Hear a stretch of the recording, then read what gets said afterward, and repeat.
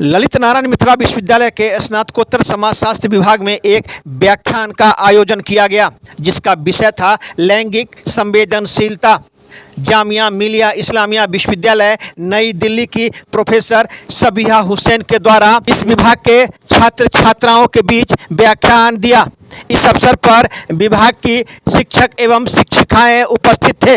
वहीं कार्यक्रम से पूर्व विभाग के विभागाध्यक्ष डॉक्टर शाहिद हसन के द्वारा स्वागत संबोधन भी दिया गया। इस अवसर पर ही अधिक जानकारी देते हुए डॉक्टर सबिहा हुसैन ने दी जानकारी। अवसर पर विभाग के विभागाध्यक्ष डॉक्टर शाहिद हसन ने भी कई जानकारी दी। इन्होंने कहा कि इस प्रकार से आयोजन से छात्र छात्राओं के बीच जानकारियां भी मिलती है और जो समस्या है उस समस्या पर भी समाधान होता है। डॉक्टर सबिहा हुसैन ने लैंगिक संवेदनशील पर महत्वपूर्ण बातें इन छात्र छात्राओं के बीच में रखा। वहीं इस अवसर पर बड़ी संख्या में छात्र छात्राएं उपस्थित थी। दरभंगा दर्शन न्यूज से मनोज झा की एक रिपोर्ट।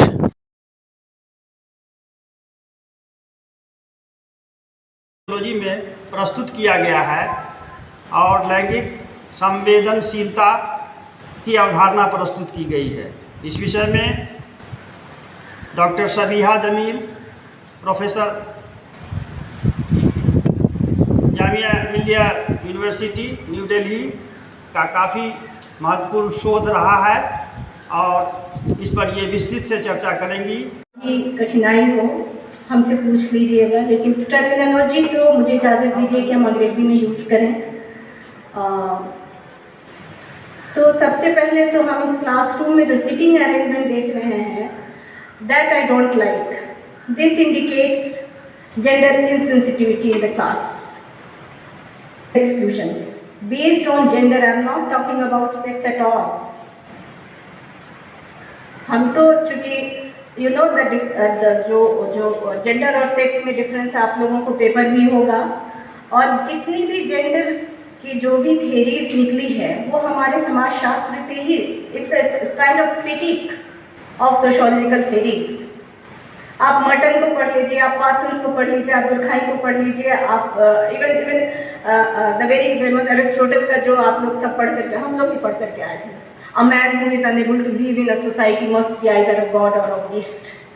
आप सब ने पढ़ा होगा, नहीं पढ़ा है तो ये अरिस्टोटल का कहना है कि एक मनुष्य, एक पुरुष जो समाज में नहीं रहता है, या तो वो देवता है या बीस्ट है। इस डेफिनेशन पर आप देखें, टू बिगिन विथ, यहीं से अगर हम शुरू हों तो क्या सोसाइटी सिर्फ पुरुषों की होती है? सोसाइटी महिलाओं की नहीं होती है? दूसरे, आप लोगों ने कल्चर पढ़ा होगा।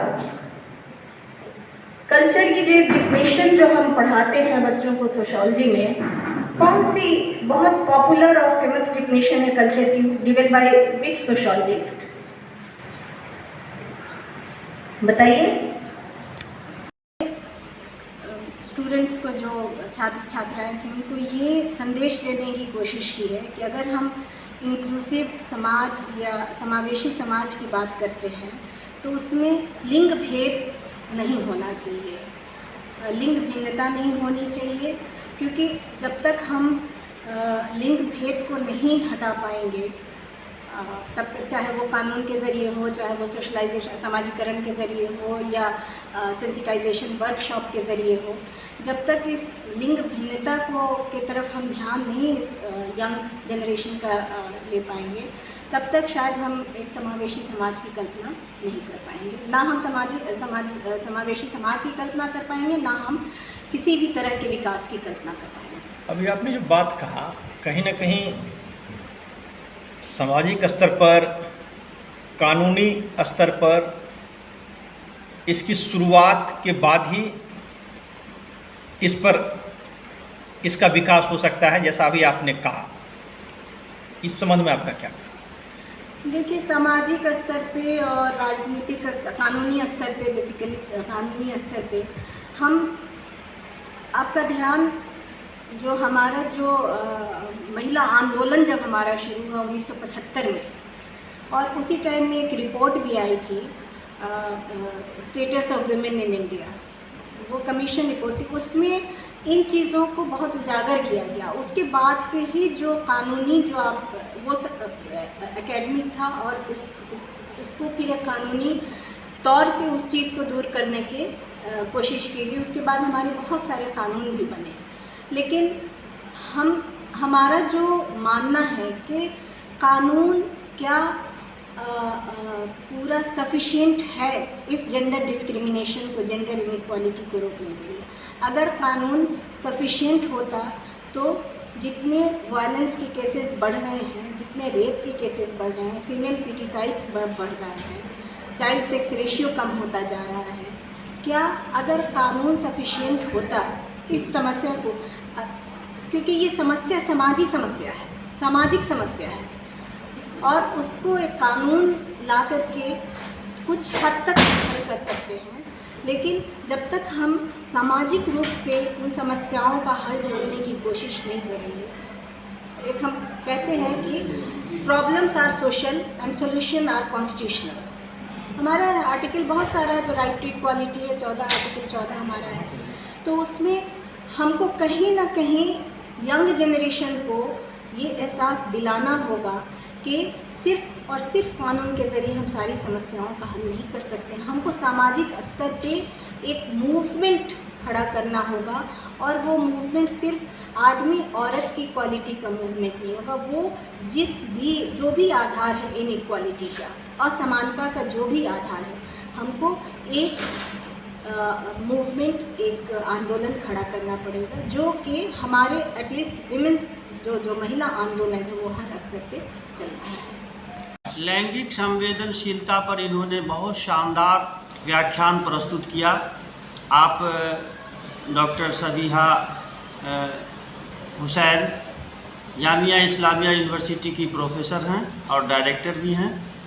आपने जो आम दिन में होने वाले घटनाओं, जो बच्चे और बच्चियों के बीच जो भेदभाव है, उसको प्रस्तुत किया और उसको कैसे दूर किया जा सकता है, उस दूरी को कैसे कम किया जा सकता है शिक्षा के माध्यम से, जागरूकता के माध्यम से, एवेकनिंग के माध्यम से, रिनासा के माध्यम से, और प्रॉपर्टी सबको बराबर मिले उसके माध्यम से, आर्थिक स्थिति में दोनों का बराबर का साझीदार हो उसके माध्यम से, पॉलिटिकल क्षेत्र में दोनों को, पुरुष और स्त्री को समान अधिकार मिले, उस आधार पर इन्होंने बहुत अच्छे ढंग से, अच्छे तरीके से और एग्जाम्पल देकर प्रस्तुत किया। यह विचार बहुत ही प्रशंसनीय है। सभी छात्र और छात्राओं जो यहाँ इस व्याख्यान को सुने वो काफ़ी लाभान्वित हुए हैं, और ये एक नए शोध का विषय आया है हमारे सामने में, और ऐसे